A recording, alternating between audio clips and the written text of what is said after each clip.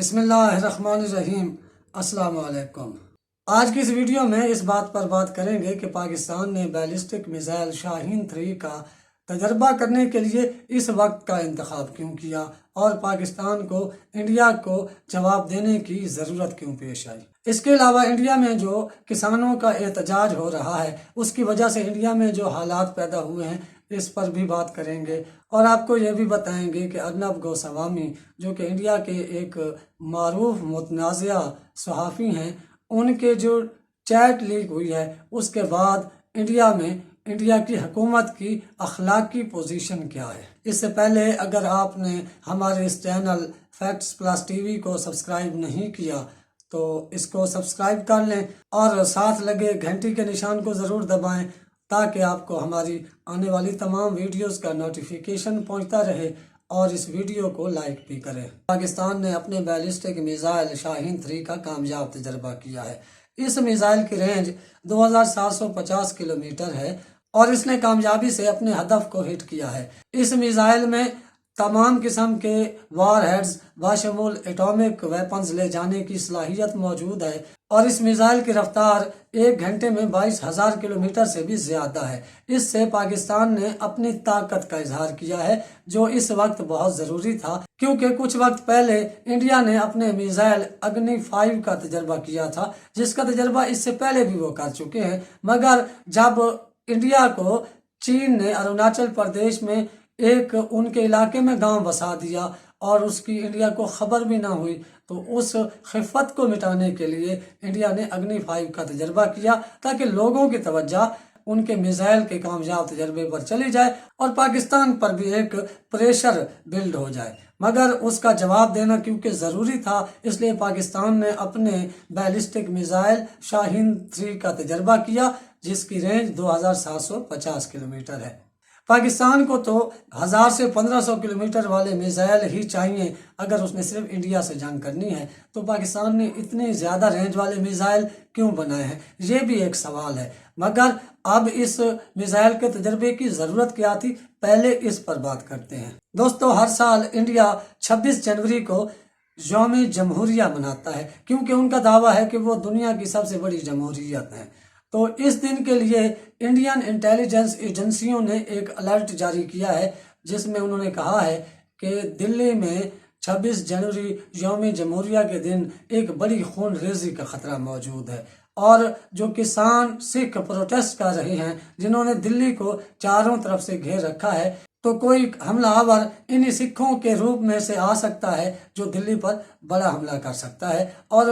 کچھ جگہ یہ بھی رپورٹ کیا گیا ہے کہ کوئی عورت حملہ آور آئے گی جو دلی میں ایک بڑی خون ریزی کا باعث بنے گی۔ ارنب گوسوامی کی جو چیٹ لیک ہوئی ہے اس میں اس نے یہ بتایا کہ پلوامہ کا حملہ ہونے سے پہلے اسے معلوم تھا، اور اس کا میڈیا اس کی کوریج کرتا رہا، باقی چینلز کوئی 20-25 منٹ بعد پہنچے۔ تو پھر جو پاکستان پر انہوں نے ایک ناکام ایریل سٹرائک کرنے کی کوشش کی، اس کی خبر بھی ارنب گوسوامی کے پاس پہلے سے موجود تھی، جو کہ ایک ہائی آفیشل راز تھا جو ایک ایسے صحافی کے پاس موجود تھا جو کہ مودی کے بہت قریب سمجھا جاتا ہے۔ اسی لیے پاکستان کو یہ خدشہ موجود تھا کہ انڈیا اپنے اندرونی حالات سے توجہ ہٹانے کے لیے اور جو سکھ کسان ہیں ان کے احتجاج سے توجہ ہٹانے کے لیے کوئی ڈرامہ رچائے گا، جس کی اب داغ بل شاید رکھ دی گئی ہے کہ کہا گیا ہے کہ 26 جنوری کو انڈیا میں یوم جمہوریہ کے دن دلی میں ایک بڑی خون ریزی کا خطرہ ہے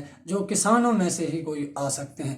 دلی میں کسانوں نے آلموسٹ پوری دلی کو اپنے گھیرے میں لے رکھا ہے، اور اب انہوں نے یہ اعلان بھی کر رکھا ہے کہ 26 جنوری کو کسان دلی میں داخل ہو جائیں گے۔ جب کسان 26 جنوری کو دلی میں داخل ہونے کی کوشش کریں گے تو یقیناً انڈین پولیس اور آرمی انہیں دلی میں داخل ہونے سے روکے گی۔ اس طرح ایک تصادم کا خطرہ پیدا ہو رہا ہے جس سے بہت سی جانیں ضائع ہونے کا خدشہ ہے۔ اس سے پہلے جو اطلاعات ہیں کہ جو کسان پروٹیسٹ کر رہے ہیں 60 سے زائد لوگ ان کے اب تک جانیں دے چکے ہیں، یعنی 60 سے زائد لوگوں کی اس احتجاج کی وجہ سے جانیں جا چکی ہیں، جو کہ دلی کی حکومت یعنی مودی کی حکومت کی بے راہ روی اور بے رخی کی وجہ سے ہے کہ وہ ان سے مذاکرات نہیں کر رہے اور مودی حکومت نے جو 3 ایسے متنازعہ قوانین پاس کیے ہیں جن سے کسانوں کو براہ راست نقصان ہو رہا ہے، وہ بھی واپس لینے کو تیار نہیں ہے۔ تو کسان اس پر بضد ہیں کہ وہ 26 جنوری کو دلی میں داخل ہو گئے، یعنی دلی پر دھاوا بولیں گے، جس کی وجہ سے ایک بڑی خون ریزی کا خطرہ موجود ہے۔ اس لیے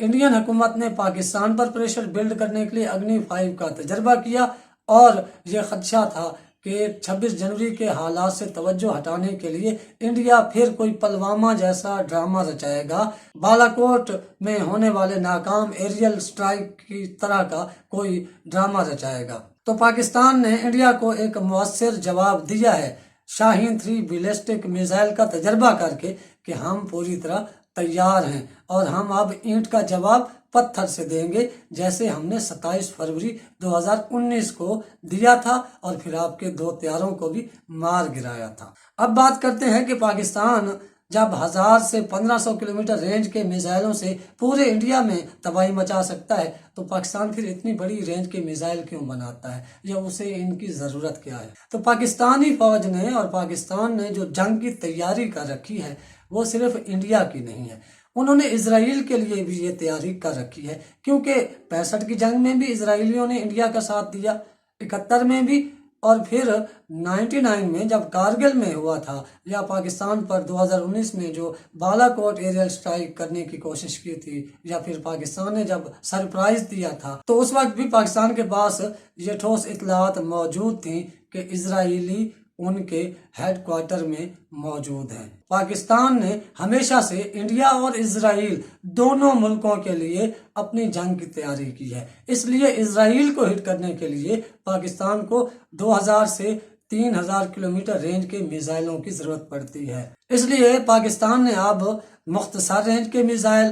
درمیانی رینج کے میزائل اور طویل مار کرنے والے میزائلوں کا ایک ذخیرہ بنا لیا ہے، جن کی جو زیادہ سے زیادہ رینج ہے وہ 5000 سے 6000 کلومیٹر کی ہے، جو کہ پورے اسرائیل کو بھی پاکستان ہٹ کر سکتا ہے۔ اس لیے پاکستان اسرائیل کو یہ بتانا چاہتا ہے کہ ہم آپ کے لیے بھی تیار ہیں، اور اس تجربے سے پاکستان نے یہ بھی کہا ہے کہ اب اگر آپ نے کوئی حماقت کی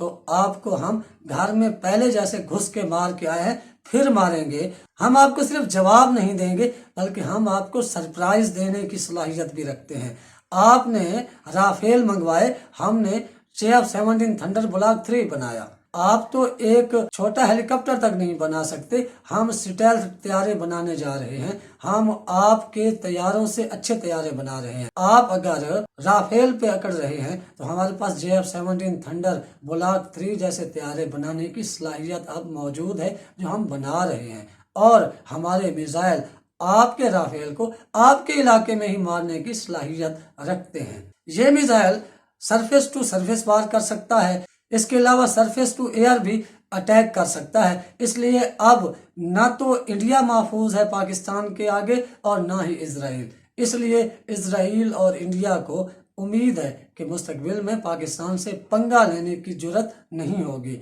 اگر وہ ایسی کوئی حماقت کریں گے تو پھر ہمیشہ کی طرح مار بھی کھائیں گے اور پچھتائیں گے بھی۔ اب تک کے لیے اتنا ہی۔ آپ اپنے گھر والوں، دوستوں کا خیال رکھیے گا، اپنے اس چینل کا بھی۔ اللہ حافظ۔